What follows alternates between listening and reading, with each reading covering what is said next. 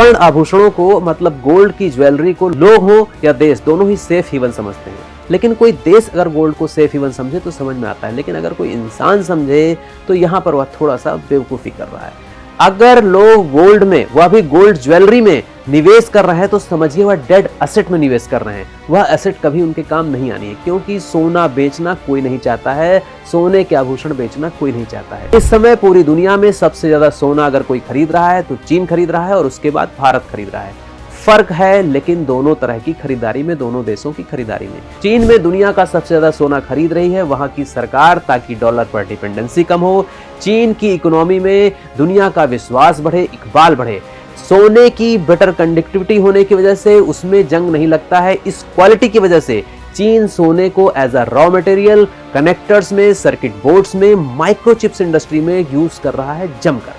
भारत में सोना लोग इसलिए खरीद रहे हैं कि ज्वेलरी के तौर पर उनके पास आभूषण भी आ जाएंगे और एक सुरक्षित निवेश भी हो जाएगा, और जब जरूरत होगी कैश में उसको कन्वर्ट कर लेंगे। यह एक तरह से ऐसी एसेट होगी जो बड़ी तेजी से हम उसे कैश में कभी भी कन्वर्ट कर सकते हैं जरूरत में। अच्छा रिटर्न भी देगा वो।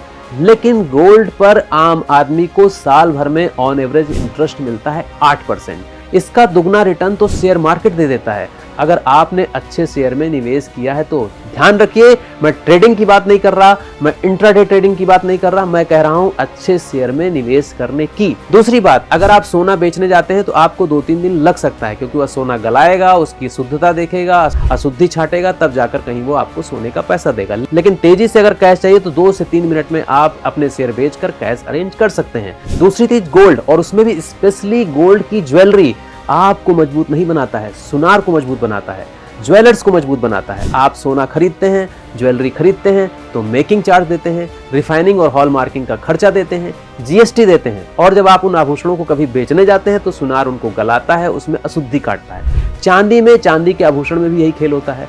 गोल्ड बेचने से अगर आपको प्रॉफिट हो भी गया तो वहां पर आपको देना पड़ेगा कैपिटल गेन टैक्स। वहीं उसी सोने को सुनार ज्वेलरी में कन्वर्ट करेगा और फिर से प्रॉफिट कमाएगा।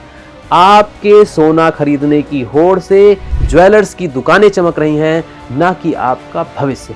फिर भी अगर आपकी जिद है कि हम सोना और चांदी ही खरीदेंगे क्योंकि इससे अच्छा निवेश, इससे अच्छा इन्वेस्टमेंट और एसेट कोई नहीं है, तो सिक्का खरीदिए, बार खरीदिए, बिस्किट खरीदिए, हॉलमार्क वाला लीजिए, ज्वेलर से रसीद और प्योरिटी सर्टिफिकेट लीजिए, एक्सचेंज ऑफर्स को समझिए। कई बार पुराने रेट पर नया सोना बेचते हैं ज्वेलर्स, और हकीकत तो यह है कि गोल्ड से बेटर ऑप्शन है सॉवरिन गोल्ड बॉन्ड, SGB। सरकार द्वारा जारी होता है, RBI की मॉनिटरिंग होती है, 2.5% आपको सालाना इंटरेस्ट तो मिलेगा ही, सोने की बढ़ी कीमत का फायदा भी आपको मिलेगा। अगर 8 साल की मैच्योरिटी के बाद आप बेचते हैं तो जो प्रॉफिट होगा वह पूरी तरह से टैक्स फ्री होगा। मेकिंग चार्ज कोई नहीं देना है, स्टोरेज रिस्क कोई भी नहीं है।